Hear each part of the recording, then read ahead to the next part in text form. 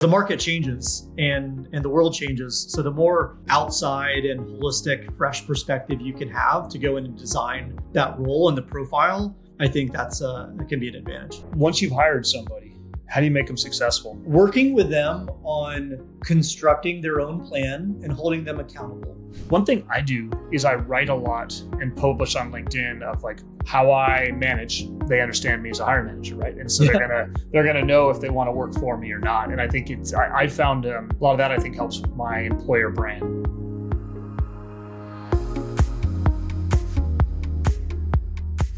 Welcome to How I Hire, the podcast where we talk with senior go-to-market leaders about how they find, vet, attract, and grow new talent. Today, I'm joined by Tim Dorris, the Chief Revenue Officer at Stensul. Tim and I connected through Go-to-Market Fund, where we're both LPs, and I think we both found that we geek out a lot on email. And so Tim is a top-notch CRO who I've traded a lot of thoughts with over the years, has a lot of experience in scaling sales orgs. Tim, welcome. Thank you, Andy. Happy to be here. That's awesome. Well, you've led all of GTM, I guess, at Stensul for the last 6 years. You probably hired a lot of go-to-market leaders for your team. Is there a lesson out there on hiring exec talent that's really stayed true for you, even as the playbook has changed?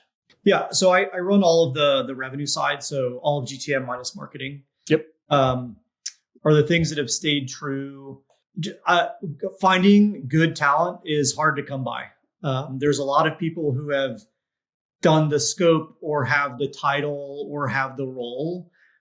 Just like any other individual contributor or manager role, there's just such a big difference in the top decile, that top 10% that you're really looking for building out your executive team, and finding and getting the attention of those folks is extremely hard. So I'd say that's definitely stayed true. I couldn't agree more. Every one of us is trying to hire the top 10%, right? Which is makes it really hard for the bottom 90, for sure. Well, maybe let's kick it off with talking about like when you know there's a new exec role needed on your team.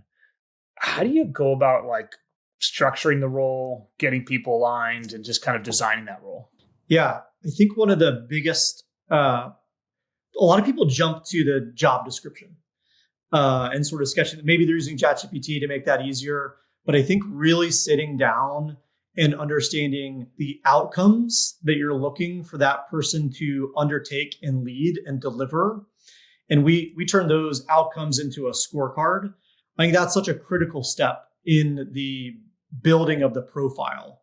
And that shouldn't be done in a silo. You should be doing that 360. So what are, Noah as my founder, CEO, what are his inputs on his point of view of that role? Your people leaders, the direct reports of that team, 360, how can you collaborate on what are the outcomes you're looking to see? And obviously you as the exec, the hiring manager are going to have the strongest point of view there. But turning outcomes into a scorecard, I think, is a critical first step. We were talking before we started the recording on just the idea of, do you have a role fully designed in your mind up front, or do you like to kind of see some candidates early on, assess and refine together? Like, how do you go through that process? Yeah, I'd probably have done a bit of both, depending on what the role is and how many times I've hired for that role before at a certain stage. And then other times it's definitely shaped by, hey, before I launch this, I'm going to go speak to some people in the market who do that role or have hired for that role. What have they learned? What are they experiencing? What are they seeing in the market to help provide that input? So I probably err a little bit more on the latter of gathering those data points, because the market changes and the world changes. So the more outside and holistic, fresh perspective you can have to go in and design that role and the profile, I think it can be an advantage. That's great. Well, maybe once you've got a role in mind, like how do you go about finding that? Do you post it? Do you hire a recruiter? Do you work with your VCs? How do you think about that? All of the above. I think posting the role is going to give it visibility. It's going to know for the broader market, this is for sure being hired. It's a budgeted role. In some cases, I probably start without an outside recruiter just to see, what does our inbound flow look like? What can we do through networks of our current leadership team, of our board, of our VCs? and then kind of test the market a little bit with what's the volume, what's the quality look like before we then go work with an external recruiter. But for a lot of exec roles, it's hard to do just organically. You can kind of get lucky with a referral there, but working with a recruiter is generally been a good move for a lot of the leadership positions I've hired for. I've seen in this market, like you post something and you can get 2,000 applicants, especially when AI can write those applications. Does your recruiting team curse you when you post them up front? I see a lot of companies increasingly not post senior roles and try to hire them through every channel but posting out loud. Yeah, that's a good question. I mean, I think that may be something that's evolving, and probably forays perfectly into why you started Whispered and what you guys are up to there. For us, I don't think we've pivoted away from posting. It's just sort of the known quantity of sorting through the masses and the volume, and what is our strategy to deal with that volume, and is there an AI play that we're using to scan resumes and sort of feed through that?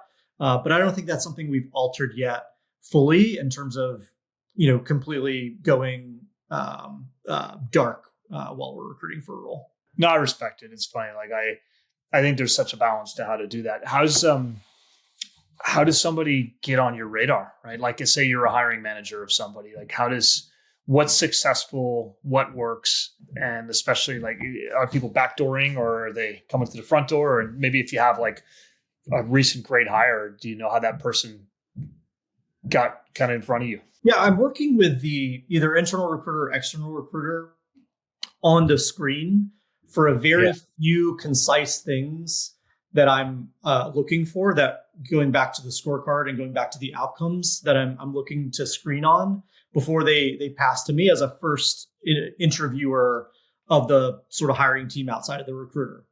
But before that, if somebody's sending me a note, finds my email, messages me on LinkedIn, and makes a connection that way through a third party backdoor, whatever that may be, that's definitely going to stand out. And I think people underutilize or struggle to know how to use that effectively. And so that shouldn't feel like an outbound prospecting campaign. It should feel like something a lot softer touch and a lot more, coming through a recommendation, finding a way to get to me through somebody else is definitely a leg up in the interview process there. I couldn't agree more. It's like, I talk with a lot of my friends, like I read every one of those people that figures out how to break through, especially if you're a sales leader, you want people that can break through. Any memories of anybody that did do something exceptional that kind of got to you on that side? We might have to come back to that. Let me give that some thought. That's totally okay. What was I going to say? Like, when do you engage with people in the interview process? Like, are you if say you're the hiring manager, like, are you first screen? Are you later on in the process? Like, how do you approach that? Yeah, I'm the first one after the recruiter. So whether that's an internal, external recruiter, I take that next call following the screen. The reason I want to position myself early, I have the closest sense of what I'm looking for. It allows me to have a direct feedback loop to the recruiting team on what we're screening for. And I'm then making sure I'm not wasting or expending my team's time on interviewing and going down rabbit holes or paths that I don't think are wise to pursue. So just a way to keep that feedback loop tight, I sort of bookend myself. I'm there at the beginning of the process. I'm throughout other stages, and then I'm heavily involved at the end of the process as well. So, yeah, that makes sense. I think a lot of candidates always wonder if I never see the other end of the bookend, right? Like they're always sitting there being like, how do I make it all the way through there? So we talked early on about the 10%, right? The top 10%. Like, how are you evaluating for that? Like, I'm fascinated to hear, like, what are you looking for? Do you have a favorite interview question? I think the outcomes is such a crucial thing to keep revisiting. What is their track record against the outcomes that you're looking to deliver? And that's sort of the more like harder evidence or experience for the role. And then I'm constantly screening on the softer traits, the characteristics, which evolve a little bit based on the company and the culture. But generally, you got to hire somebody that's smart, that's articulate, that's curious, I do want executives that are coachable and moldable and not just going to do the exact same thing they did at the last place. Yes. And then the drive, the hunger, the fire, I'm constantly evaluating for those like 5 or so characteristics. And then depending on the company, I think your culture has a slightly different shape to it, that you want to make sure they're a culture add at your company where they are. And so there's going to be some questions. And that's where I often bring in other people in the interview process to evaluate those things, whether that's a team member that would be reporting to them or a peer to judge those things. What's an important thing to think about is, are you hiring someone who's done this exact job before, or are you hiring somebody that you're willing to take a bet on that's stepping up to the next stage? So they've been a director of customer success, you're hiring for a VP of customer success, like whatever that may look like. And I think the important thing, just to pull on that thread for a minute, to screen for, all right, you're probably going to be going from managing individual contributors to managing managers. You're going to be going from executing mostly on a book of business or a territory or whatever region, whatever that may be, to a lot more cross-functional projects and initiatives. And so you really want to test for the ability to step into those things. What would be different? What do they perceive to be different? How do they adapt to the evolution of those new responsibilities? And find examples of where that worked out and where it didn't. And are they continue to learn and evolve and sort of positioning themselves to step up to the greater responsibility? On the flip side, if you're talking to somebody and your profile is more been there, done that experience, I'm really drilling in on what's the motivation to go do the same thing again? Like, where's that fire? Where's the drive come from? Two, I think at the stage of companies that I work with, and Stensul certainly is in that, like, we're not an early stage startup anymore. We're more that growth scale stage, but there's still a need for, across all the leadership team, across all roles, to be very hands-on, to like roll up the sleeves and be in there with customers, with deals, with initiatives. And so you're screening for the drive, you're screening for the ability to step in and be able to kind of do things as individuals versus pure delegation. So those are a couple examples of things I would drill into based on what profile I'm screening against or I'm hiring for. Because generally I'm open to both in most cases. I would keep my eyes open for both ends of the spectrum. And then it's just a matter of, how do they do against that criteria that you're evaluating against? I love that. What you said though is like, not looking for people to do this, to run the same playbook, definitely echoes with me, right? Like, it's like, I feel like when you've gone from the first success you've had to your second one, then you're just like, cool, let me run that same playbook again. I think when you've kind of had that playbook smacked in the face, then you're like, okay, I know the frameworks, but I'm going to figure it out. Right. And I remember I was interviewing somebody one time and they said, I have the maturity to know what frameworks to look at, but I'm also smart enough not to just go run the same thing again. And I deeply believe that. Like, every company's GTM motion is different on that. Do you have any ways, like interview questions or ways that you test for this stuff? I mean, I'm really impressed with how thoughtful the criteria you're looking and well articulated the criteria you have are, but are there any ways you found to test for this stuff? There's always a test or presentation or some step that's a small group. And I'm generally pulling from like, what is a deliverable that I know is going to be required of this person in this seat over the next 3 to 6 months or whatever that time frame may be. So for example, my SVP of CS is in the process of hiring a director of professional services. And so what they're testing for is, hey, we're about to launch and package together a bunch of new service offerings. Like, what's they're testing for their experience doing that. And then the presentation section is, hey, based on what you've now collected and understood about Stensul and our business and our customers and our needs, how would you go about this? Like, how do you think about the pricing, the packaging, the design, the rollout, the enablement? And you really kind of see, how do they take those inputs from our experience for this role, combine it with their experience of doing this type of uh, execution in past roles, and then how they combine those to deliver. Here's how I would approach this at Stensul. And so the important thing there is understanding if they have the experience, what did they personally deliver? Like what was their impact on?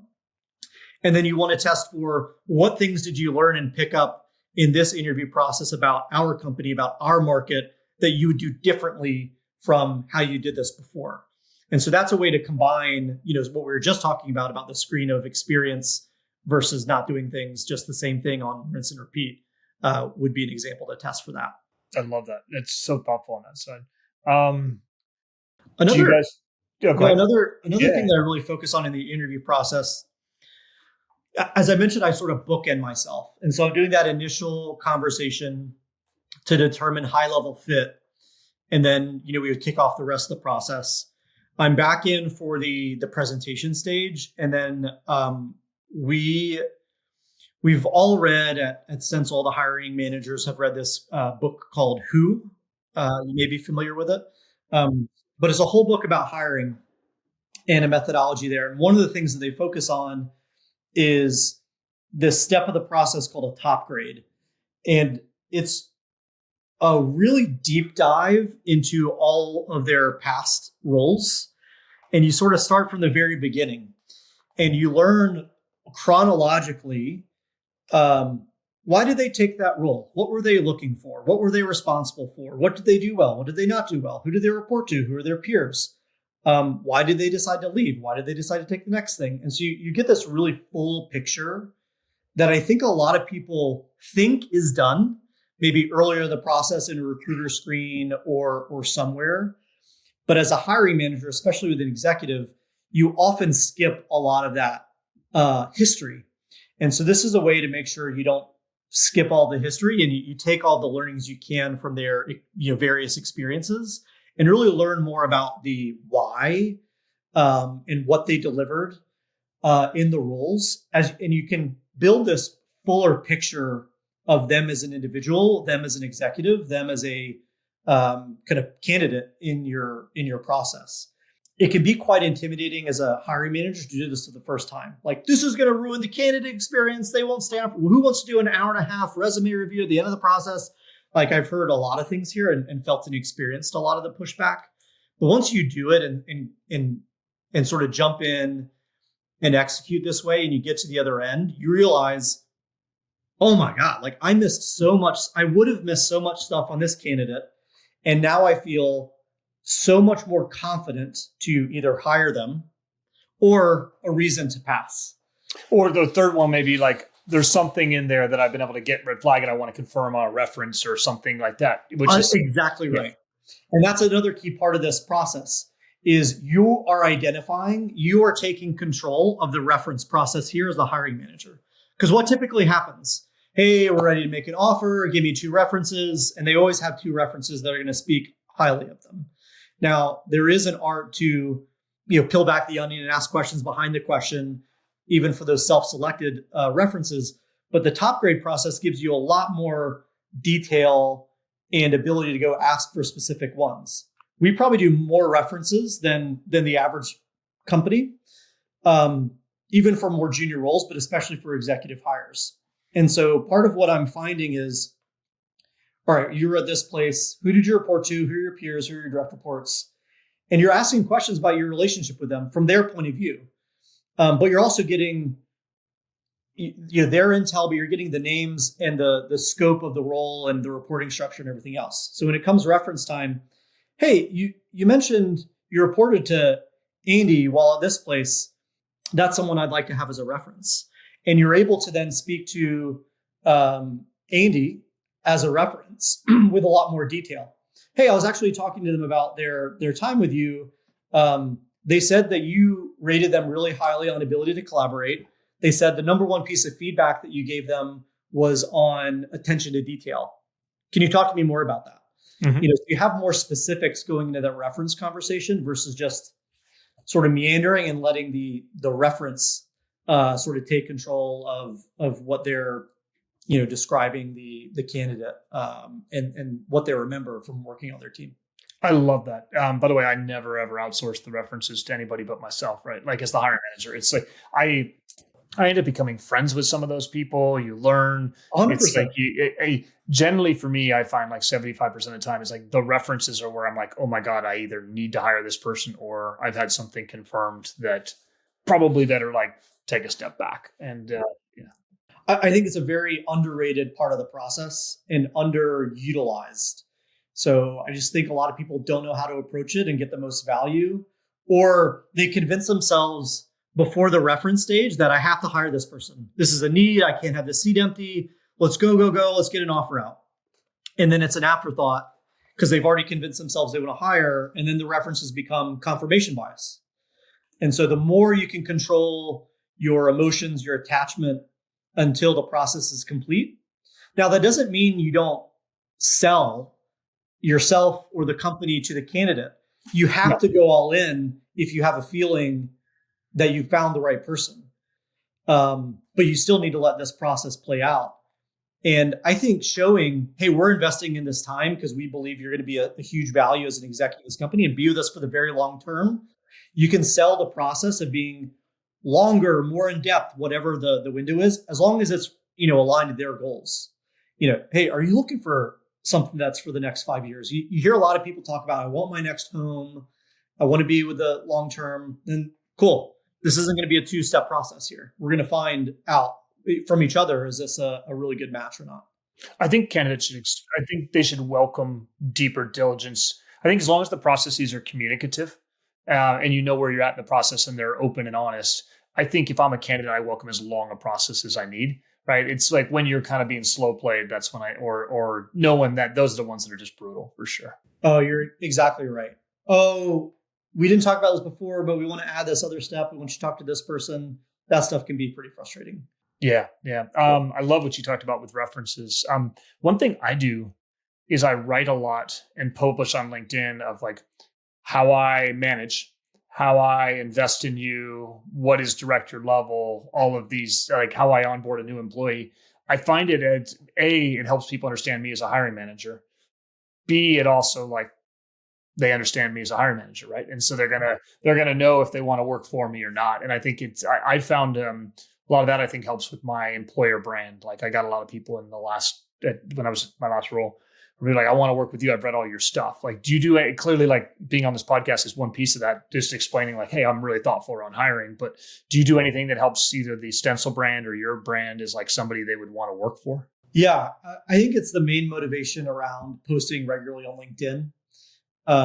And I do come at it from an angle of what's more the human side. And so I post a lot about, how do I think about career opportunities and making those choices and what the criteria would be to look, to identify a good company and a good team or a great company and a great team to go work for. And, the more I've definitely seen the anecdotal feedback of the more present I am out there on LinkedIn or social media or podcasts or whatever it may be, the more that sort of comes up in our hiring funnel. Like, oh, actually, I heard about Stensul from this.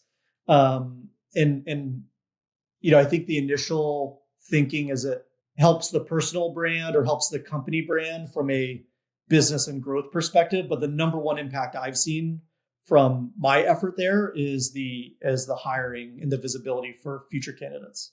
I use that as well too. It feels really good too when a candidate does that research. There's a subtle thing too. If you write it, yeah, and they don't read it, that may be a sign that they're not detail oriented or something like that. And then when they do read it and be like, "Hey Tim, I love how you did that thing," it's like you're like, "Oh wow, okay." It feels good. It feels kind of like ego wise good as well too. Well, it's like validating that it was time well spent. Yeah. And then to your point, like, oh, they've done some research. This is like another way to see, what level of research they've done. And that certainly, it's a signal of something for sure to be paid attention to. How about AI in these processes? So I was just thinking about it, like, say we do all this work, we articulate ourselves on LinkedIn and we do all that. And then somebody just runs a OpenAI deep research on everything we've ever written.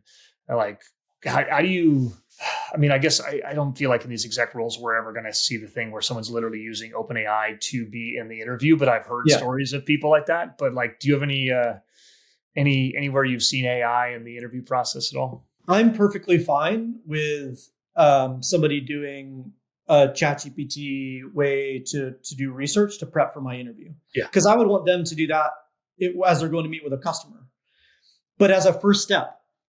And so just like in a customer situation, the publicly available information from scanning the 10K isn't going to be enough to be prepared to go into that meeting. And so what else have they done to be prepared to go into that meeting? Because, the customer is going to ask them and expect them to have a deeper conversation than what they could get from ChatGPT. So similar applies to the interview, right?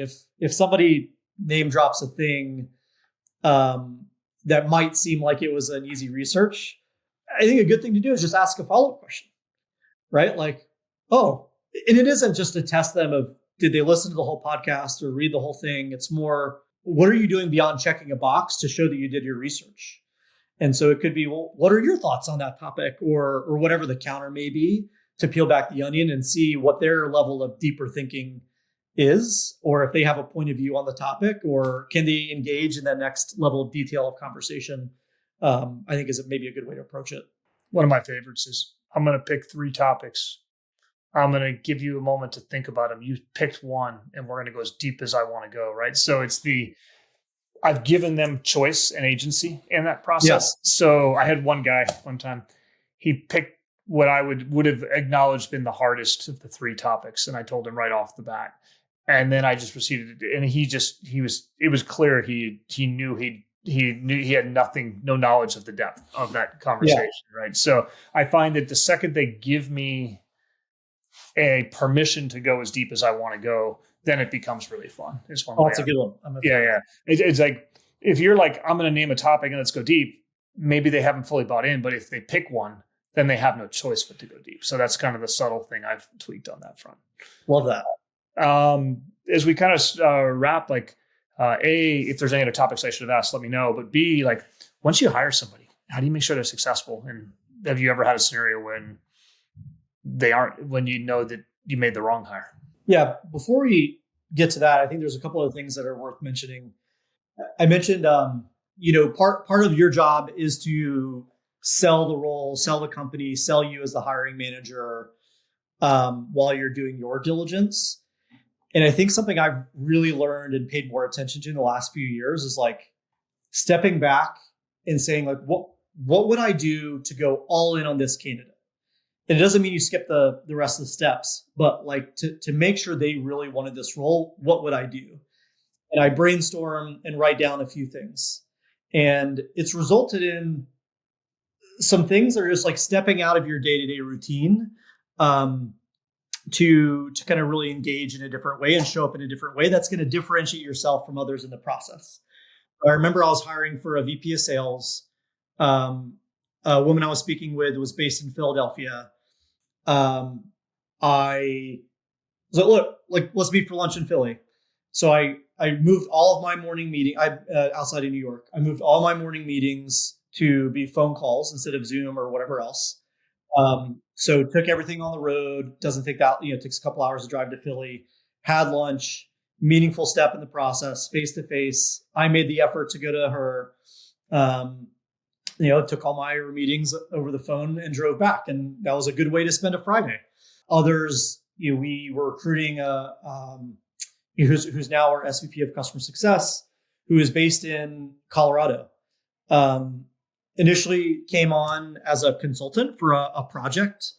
And then, we're making a change at that role and decided to, hey, this person's actually demonstrated a lot of value as a consultant.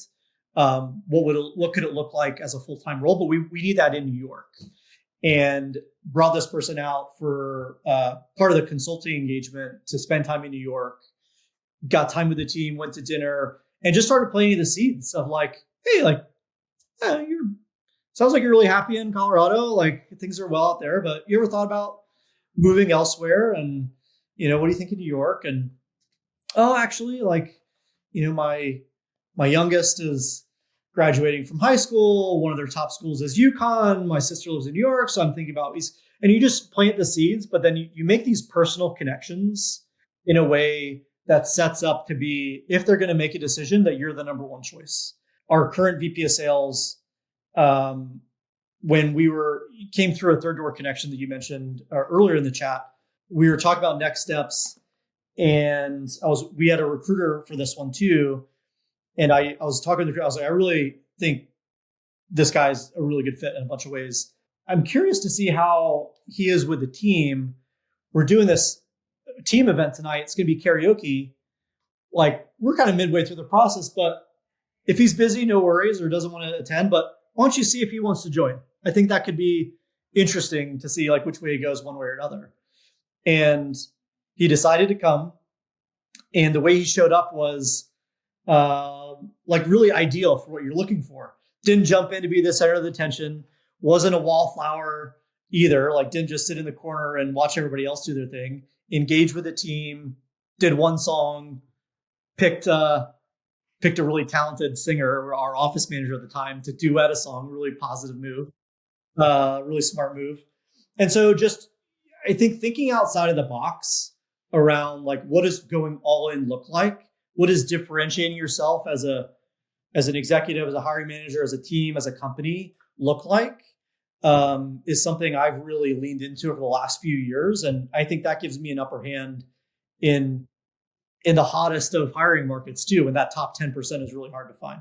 I think so. I mean, I also think you've been at Stensul for 6+ years, right? Like that having a CRO that's not 6 months in or 9 months in is, and the stability, especially in a market like this, is also very attractive as well too. 100%.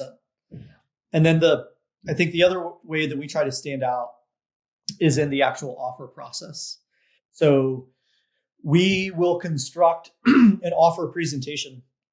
And we used to only do these for really senior roles. We now kind of do a version for not all roles, but a lot of them, where we take, here's what we're looking for the candidate, why we need this role, why the company is on the right trajectory, and here's why we believe you are the person.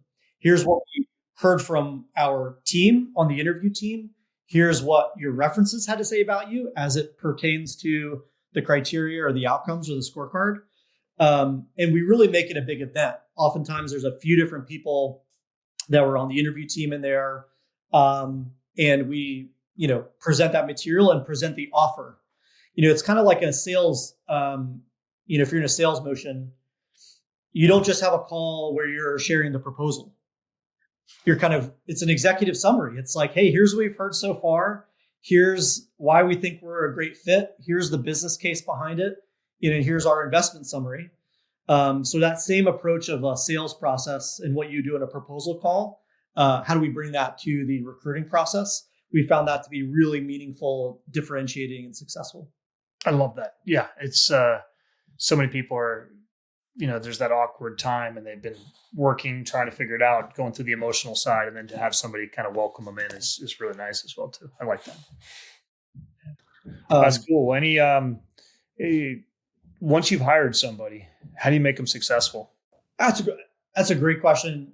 I think I'm always, that's what I'm still learning a lot of too. I think that's just a hard part of the job, because especially with leaders, they need to insert themselves and just start running the thing from day one.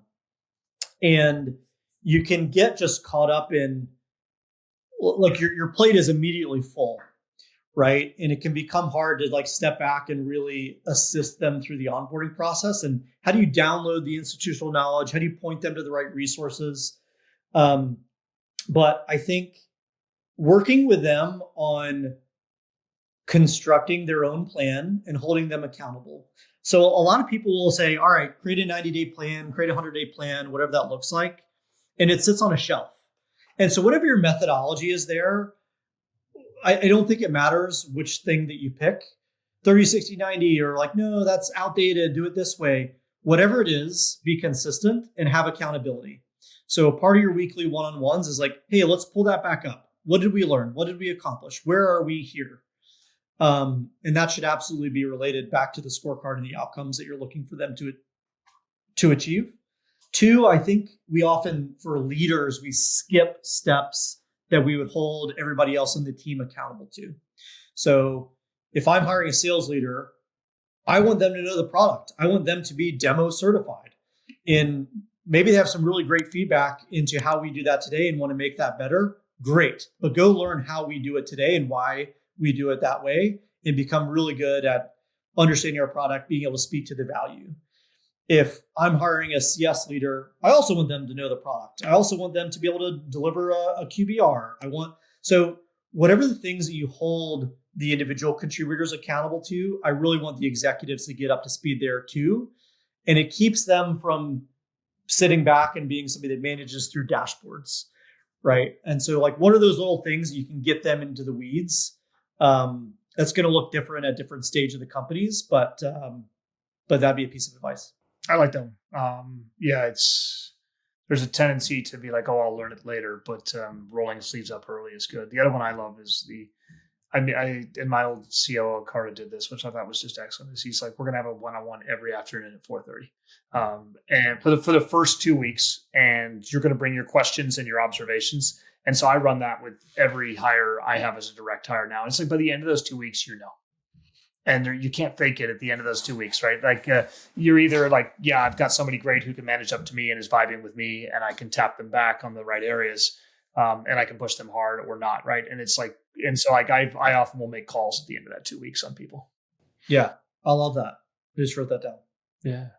Well, this is amazing. I really appreciate the time. I learned a lot. I'd say you're one of the most thoughtful around like upfront calibration and what you're looking for. I think a lot of people kind of wing it, but I really am impressed at how thoughtful you are. And, the fact that you've been there for 6 years and are still killing it is a testament to what you guys are building. Andy, thank you. This was a really enjoyable conversation. I learned a lot from hearing you and your approach too. I really enjoyed this. Thank you. Thank you, my man. I'll stop here.